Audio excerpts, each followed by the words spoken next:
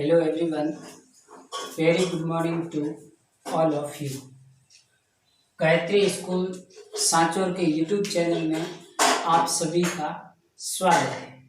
यदि गायत्री स्कूल सांचौर के YouTube channel को अभी तक आपने सब्सक्राइब नहीं किया है तो इसे सब्सक्राइब करें, लाइक एंड शेयर करने की कोशिश करें ताकि आपके अन्य सहपाठी भी इस ऑनलाइन स्टडी का फायदा लाभ प्राप्त कर सके। आज अपन जो टॉपिक डिस्कशन करने जा रहे हैं वो इंडिविजुअल स्पेसिफिक रूप से जो कक्षा 12वीं कृषि विज्ञान के स्टूडेंट है, इंडिविजुअल विशेष सब्जेक्ट कृषि विज्ञान एग्रीकल्चर के बारे में वो आज अपन पहला चैप्टर इसका है वो शुरू करेंगे। इससे पहले मैं आपको ये बताना चाहूंगा कि एग्रीकल्चर कृषि विज्ञान है क्या और भारत में कृषि विज्ञान का हिस्टोरिकल बैकग्राउंड यानी कि इसका कृषि का इनके पीछे क्या इतिहास रहा है और कब से भारत देश में कृषि ने अपना इंप्रूवमेंट करना है वो स्टार्ट किया है। और हम सब जानते हैं, प्रत्येक जानता है कि जो हमारा भारत देश है वो एक कृषि प्रधान देश है और जिस देश की कृषि की जो व्यवस्था है, कृषि जिस देश की जितनी मजबूत होगी उस देश की अर्थव्यवस्था इतनी ही ज्यादा ही मजबूत और स्ट्रांग होती है। आई बात समझ में। और कृषि प्रधान देश है तो इनको आपके सिलेबस के अंदर जोड़ा गया है। विशेष प्रकार के जो एग्रीकल्चर के स्टूडेंट जो एग्रीकल्चर या कृषि विज्ञान में अपना एडमिशन लेना चाहते हैं, गायत्री विद्या मंदिर सीनियर सेकेंडरी स्कूल सांचौर में ये ऑप्शनल सब्जेक्ट के रूप में संचालित हो रहा है वेल फैकल्टी के साथ। तो जो भी इच्छुक स्टूडेंट है वो इस एक अलग ही फील्ड है, ये एक अपने आप में ही अलग पहचान रखती है कृषि विज्ञान। और इसमें IAR ICAR की जो बड़ी बड़ी इंस्टीट्यूट हैं उनमें साइंटिस्ट की वैकेंसीज है या फिर जो आपके कृषि पर्यवेक्षक है या जो NBBGR ICAR और इसके अलावा जो अपने काजरी है, आफरी है, जनन द्रव्य संरक्षण है, उसमें बहुत सारी वैकेंसीज आती है। तो उसमें MSc in agriculture BSc plus MSc in agriculture के स्टूडेंट यदि प्रवेशित होना चाहे तो ये एक ऑप्शनल सब्जेक्ट के रूप में बहुत ही अच्छी और विश्वसनीय सुप्रसिद्ध सब्जेक्ट के नाम से जानी जाती है जिसका नाम है एग्रीकल्चर। तो आइए बच्चों, आज अपन एग्रीकल्चर के बारे में डिस्कस करेंगे। एग्रीकल्चर कृषि विज्ञान क्या है, इनका उद्भव कैसे हुआ और भारत में अब तक है वो कृषि ने कितना इंप्रूवमेंट किया और कब कब से इसकी शुरुआत हुई। तो सिंपल सा है, एग्रीकल्चर एक लैटिन भाषा का शब्द है जो दो शब्दों से मिलकर बना है। एग्री का मतलब है सॉइल और सॉइल को हिंदी में कहते हैं मृदा, ठीक। और दूसरा है कल्चर का मतलब है एग्रीकल्चर वर्क, कृषि कर्म करना। सिंपल सा, एक कल्चर वो अपना होता है, कल्चर कौन सा कि जो अपनी संस्कृति का जो कल्चर होता है वो होता है। दूसरा कल्चर है एग्रीकल्चर, कल्चर से मतलब कृषि से संबंधित जो हम कार्य संपादित करते हैं उससे संबंधित है। तो इस प्रकार से इन दोनों का एग्री प्लस कल्चर का एक शाब्दिक अर्थ मिलाकर के बात करें तो मृदा एवं कृषि कर्म करना, मिट्टी के साथ किसान द्वारा जो कृषि कर्म किए जाते हैं वो आपकी क्या है, एग्रीकल्चर। तो कैसा, ये तो लैटिन भाषा का शब्द हो गया, एग्री प्लस कल्चर दोनों से मिलकर के बना हुआ और इन दोनों का शाब्दिक अर्थ होता है मृदा एवं कृषि कर्म करने से इसका अभिप्राय है। क्लियर, ये तो हो गया कृषि विज्ञान का शाब्दिक अर्थ। दूसरा है इसकी डेफिनेशन, परिभाषा के सर हम लिखना चाहें तो कैसे, तो कोई भी किसान है या कोई भी व्यक्ति इंडिविजुअल खेती क्यों करता है, अपने जीवन निर्वाह की आवश्यकताओं की, अपने उद्देश्यों की पूर्ति के लिए क्या करता है, खेती करता है। और खेती करने में मिट्टी होती है तो मृदा के साथ कृषि कर्म करेगा और उससे जो आय उत्पादित होगी उससे अपना घर का अपना जीवन निर्वाह करेगा और साथ साथ में जैसे इसकी मार्केटिंग बढ़ेगी तो है वो देश की अर्थव्यवस्था को भी मजबूत करने का कार्य संपादित करती है। सामान्यतः जीवन निर्वाह और आर्थिक उद्देश्य। जीवन निर्वाह मतलब किसान अपनी दैनिक दिनचर्या को, अपने पूरे जीवन को अच्छी तरीके से किस प्रकार से व्यवस्थित, और आर्थिक उद्देश्य, आर्थिक मतलब देश की इकोनॉमिक्स को भी बढ़ाने का एम रखना है। यदि जीवन निर्वाह के साथ साथ किसान को अपनी आर्थिक व्यवस्था भी मजबूत होगी तो देश की इकोनॉमिक्स भी है वो अपने आप स्वतः ही बढ़ जाएगी।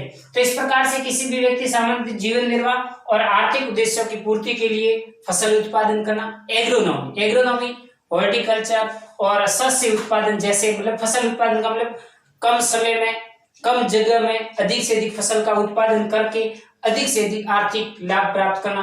कृषि के साथ साथ, फसल उत्पादन के साथ साथ आपको पशुपालन भी करना है, मछली पालन कर सकते हैं, मुर्गी पालन कर सकते हैं और सामाजिक वानिकी का भी कार्यक्रम चला सकते हैं। तो इस प्रकार कृषि के साथ साथ आप पशुओं का पालन कर सकते हैं। तो वैसे ये सर कैसे कि फसल उत्पादन हो रहा है तो फसल उत्पादन से फूड, फीडर, चारा इत्यादि प्रकार की चीजें जो उत्पादित होती है तो वो पशुओं के भोजन के रूप में काम में आ जाएगी, और जो दाना अनाज है वो मानव के जीवन निर्वाह में वो भोजन के रूप में ग्रहण करने के लिए उसके काम आ जाएगा। तो इसी के साथ साथ यानी कि कृषि के साथ साथ पशुपालन करना, मछली पालन करना, सामाजिक वानिकी का मतलब है कि अधिक से अधिक अपने हॉर्टिकल्चर से, उद्यानिक फसलों को खेत के अंदर लगा करके उसका आप आर्थिक फायदा है वो प्राप्त कर सकते हैं। तो ये एक प्रकार की ऐसी कला और जो विज्ञान है, इस कला एवं विज्ञान को अपन कृषि विज्ञान या एग्रीकल्चर के नाम से जानते हैं। तो सिंपल सी एक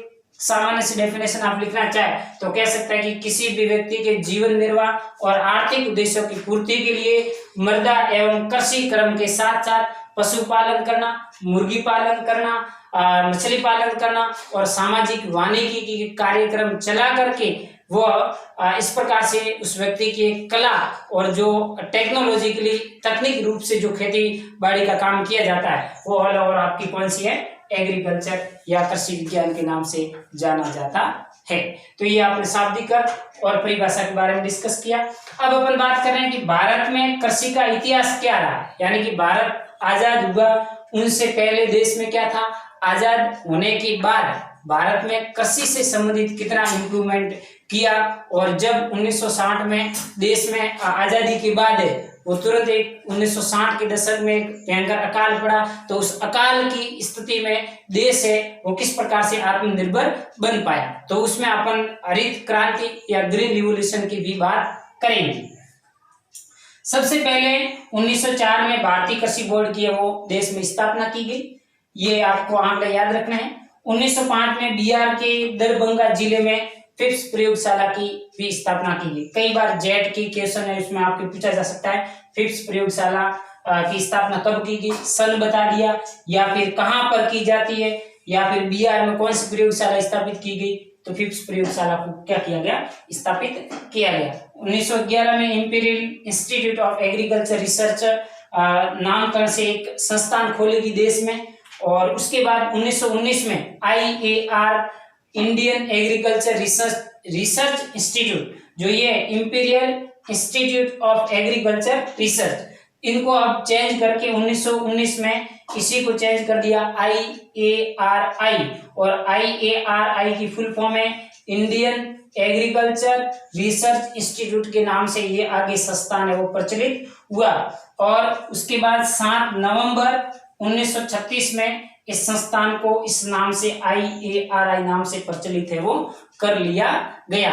और एक और दूसरा संस्थान है जो एग्रीकल्चर से संबंधित काम करता है, वो है ICAR Indian council of agriculture research institute, अर्थात भारतीय कृषि अनुसंधान परिषद, भारतीय कृषि अनुसंधान परिषद। और इस परिषद के अंदर में ये काम करता है IARI, भारतीय कृषि अनुसंधान संस्थान प्रकार के इंस्टीट्यूट। अब ये जो ICAR और IAAR इंस्टीट्यूट हैं, इस इंस्टीट्यूट के अंदर में बहुत सारे कॉलेज, बहुत सारे विश्वविद्यालय और बहुत सारे कृषि से जुड़े हुए संस्थान हैं, वो इसके लिंक में यानी कि इसके अधीन रहते हुए कार्यों को संपादित करके कृषि के क्षेत्र में पादप प्रजनन में, पादप कार्यकी में, जेनेटिक इंजीनियरिंग जैसे कार्यों में ये महत्वपूर्ण भूमिका निभाने का काम करता है।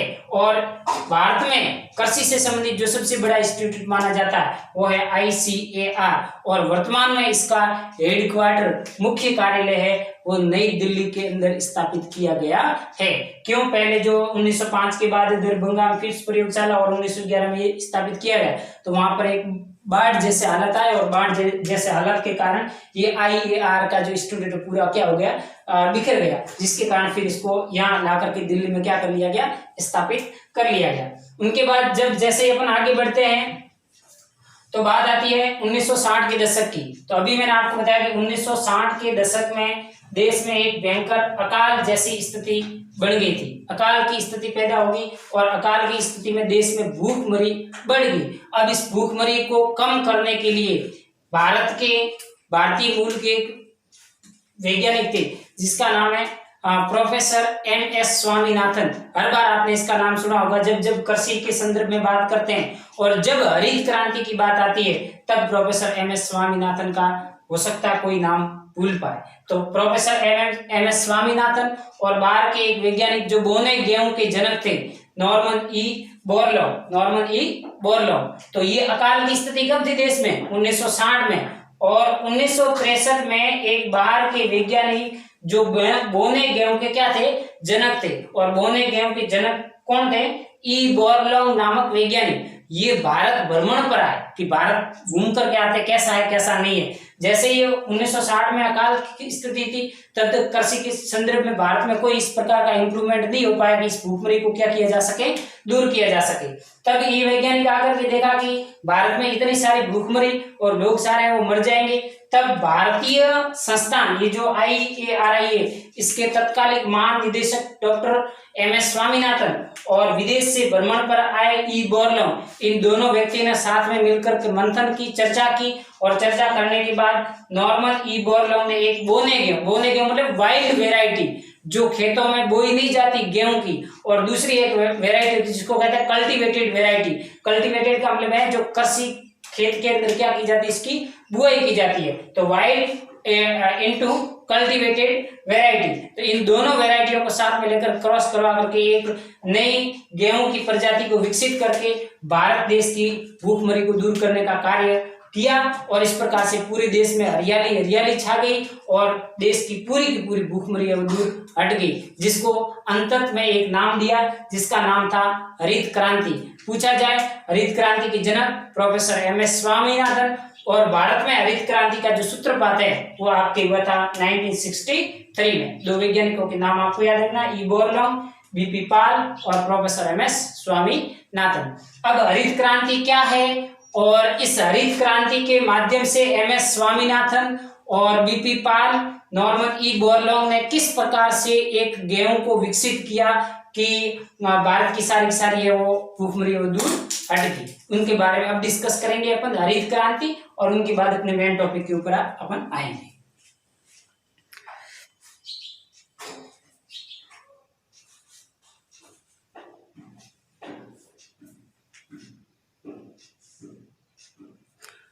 अब है अपन इसकी बात कर रहे हैं ग्रीन रिवोल्यूशन की। अभी बात की थी कि 1960 के दशक में देश में है वो एक भूखमरी बढ़ी, और भूखमरी बढ़ने के कारण MS स्वामीनाथन और BP पाल वैज्ञानिकों ने मिलकर के प्लांट ब्रीडिंग के माध्यम से वीट का है वो ओरिजिन कैसे हुआ, मतलब जो गेहूं विकसित किया गया उस गेहूं को इन्होंने किस प्रकार से विकसित किया गया। तो ये है ग्रीन रिवोल्यूशन, या इसको कहते हैं origin of the wheat in the India, यानी कि भारत में गेहूं का उद्भव कैसे हुआ इसके बारे में हम डिस्कस कर रहे हैं। तो 2n = 2x = 14। इसमें 3 एलील लिए अपन ने, एक A एलील, दूसरा B एलील और तीसरा D एलील। ये तीनों एलील लिए।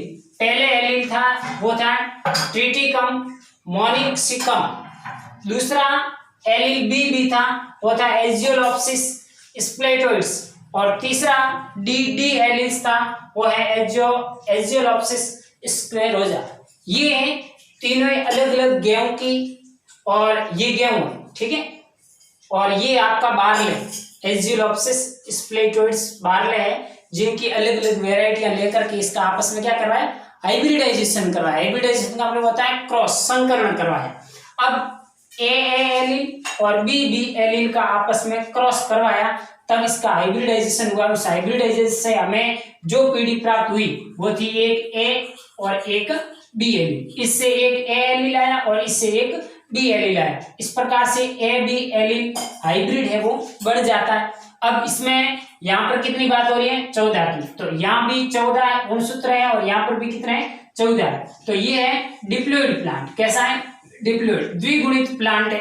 अब इस द्विगुणित प्लांट में से ए का एक एलील आ रहा है, इस द्विगुणित प्लांट से बी का एक एलील आ रहा है। तो इससे गुणसूत्र संख्या कितने आ रहे हैं, 7 आ रहे हैं और इनसे भी कितने आ रहे हैं, 7। तो और इस प्रकार से दोनों का हाइब्रिडाइजेशन हुआ तो 2n बराबर यहाँ पर कितने हो गए, 14। कितने हो गए, 14। और 14 गुणसूत्रों के आगे अपन क्या करवाएंगे, डबलिंग करवाएंगे। डबलिंग का मतलब इसका द्विगुणन करवाना। और यहाँ पर एक शब्द आया पॉलीप्लोइडी। पॉलीप्लोइडी का गुण है वो केवल और केवल पादपों में देखने को मिलता है, जंतुओं में देखने को नहीं मिलता। और पॉलीप्लोइडी, या इसको हिंदी में अपन कहना चाहे तो कहते हैं बहुगुणिता। क्या कहते हैं, बहुगुणिता। बहुगुणिता का मतलब क्या हुआ कि n + n = 2n। Okay, 2n + 1n = 3n, 3n + n 4n, 4n + n 5n और 5n + n = 6n। तो इस प्रकार से आप गुणित प्लांट में बहुत सारे गुणसूत्रों का एडिशन कर करके कर सकते हैं। इस ये प्रोसेस, इस प्रोसेस को होते हैं बहुगुणित या पॉलीप्लोइडी लेवल। तो इस प्रकार से हाइब्रिड करवाया ए का और बी का, हाइब्रिड करवा करके 2n करके 14 गुणसूत्र प्राप्त हो गए। ये हो गया आपका। अब इसमें क्या करवानी है, पॉलीप्लोइडी। पॉलीप्लोइडी का मतलब अब डबलिंग करवाएंगे। डबलिंग करवाई तो 14 + 14, ठीक है। ये 2n था प्लस ये 2n, 2n + 2n कितने हो जाएंगे, 4x। x किसको प्रदर्शित करता है, गुणसूत्रों को प्रदर्शित करता है। और सॉरी 14 + 14 ये कितने हो गए, 28। तो इनकी डबलिंग करवाई तो ये हो गया a, ये हो गया आपका b। और इस प्रकार से 4x बराबर कितने हो जाएगा, गुणसूत्र 28।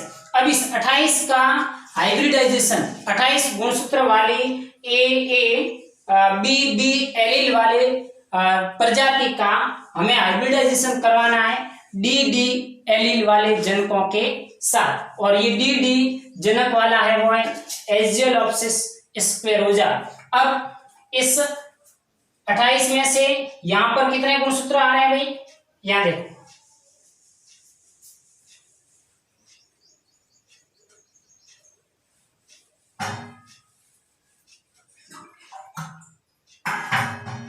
यहां से अपन ने कितना डी लिया, एक एलील आया। और यहां से कौन से एलील आए, ए के 2 एलील आए। मतलब ए तो ए के एलील टोटल कितने हैं, 14। और डी के एलील कितने हैं, ये डबल है, डी तो ये 14 गुणसूत्र। और इसमें से एक एलील आ रहा है तो कितने आ जाएंगे, 7। तो 14 ए के और 7 किसके, डी एलील के। तो इस प्रकार से 7 + 14 दोनों आपस में जुड़ गए तो कितने गुणसूत्र वाला एक स्पीशीज बन गई, वो बन गई 3x n। ये हो गया 2n, ये हो गया 2n, यानी कि 14 मतलब 2n, 7 मतलब n। तो 2n प्लस यहां से कितना आया, n। तो इस प्रकार से 2n + n और ये हो गया आपका 3x या 3n के नाम से अपन जाना जाता है। तो इस प्रकार से 14 + 7 = 21। अब इस 21 गुणसूत्रों वाली जो एलील हमें प्राप्त हुई है, उस 21 गुणसूत्रों वाली एलील की यहाँ पर हमें क्या करवानी है, डबलिंग करवानी, द्विगुणन करवाना। किसका, द्विगुणन करवाएंगे, किसका, इनका ए और डी का। और इन सभी का ए का डबलिंग, बी का डबलिंग और डी का डबलिंग। तो इस प्रकार से ये हो गया, ये भी 2n, ठीक है, और बी भी 2n और डी भी 2n, 2 4 और 6। तो ये हो गया 6x। और इस प्रकार से इसकी डबलिंग हो जाती है तो 21। तो ये इसके हो ही थे और 21 के साथ अपन और जोड़ेंगे 7, तो ये हो जाएंगे 21 की डबलिंग करवाएंगे तो 21 दूनी 42। तो इसका जैसे ही डबलिंग होते ही 6x गुणसूत्र है, उसमें गुणसूत्रों की संख्या कितनी हो जाएगी, 42। और इस प्रकार से ओरिजिनेट किया हुआ जो व्हीट है, जो वर्तमान में अपन भोजन के चपाती के रूप में खाते हैं, वो ट्रिटिकम एस्काइवम जिसमें हेक्साप्लॉइड वीट के नाम से भी जाना जाता है, या फिर इसमें जो 42 गुणसूत्र संख्या है वो मौजूद होती है। इस प्रकार से इन वेराइटियों से, इन स्पीसीजों का आपस में प्लांट ब्रीडिंग, पादप प्रजनन की क्रिया के माध्यम से एक दूसरे एलील का हाइब्रिडाइजेशन करवा करके पॉलीप्लॉइडी के माध्यम से, बहुगुणिता के माध्यम से गुणसूत्रों की डबलिंग करवा करके इस गेहूं के वाइल्ड वेराइटी और कल्टीवेटेड वेराइटी को आपस में जोड़ करके एक 6N या 6X42 गुणसूत्रों वाला एक ट्रिटिकम एस्टाइलम हेक्साप्लॉइड वीट विकसित किया गया। और इस प्रकार इस वेराइटी को विकसित करके इनको ICAR के द्वारा किसानों को, फार्मर को है वो सप्लाई किया गया, और फार्मर किसानों ने इसको बड़े स्तर पर अपने खेत में लगा करके लगाया, जिसके कारण देश में गेहूं की प्रोडक्शन का है वो इतना सारा उत्पादन हो गया कि देश की एकदम पूरी की पूरी भूखमरी है वो दूर हो गई, और भारत है वो खाद्यान्न के क्षेत्र में अपने आप ही आत्मनिर्भर है वो बन गया। तो ये पूरा का पूरा था ओरिजिन ऑफ द वीट, गेहूं का उद्भव कैसे हुआ, और इसको अपन गेहूं के संदर्भ में जो क्रांति लाई गई जिसका नाम था हरित क्रांति। तो इस प्रकार से हरित क्रांति ला करके देश है वो खाद्यान्न के प्रति वो आत्मनिर्भर है वो बन पाया। ठीक बच्चा, इसकी आप प्रिंट आउट स्क्रीनशॉट लेकर के अपनी नोटबुक में इस फ्लो चार्ट को नोट कर लें। अगला चैप्टर अगले लेक्चर में अपन डिस्कस करेंगे, वो अपनी एग्रोनॉमी वाला पोर्शन है।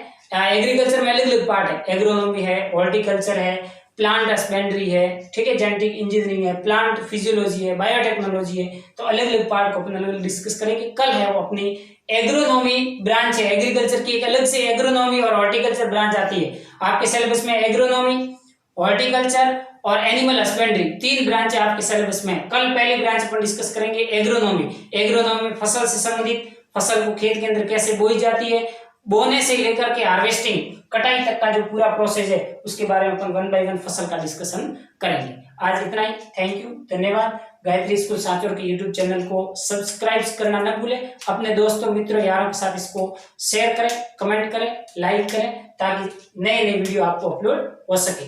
धन्यवाद।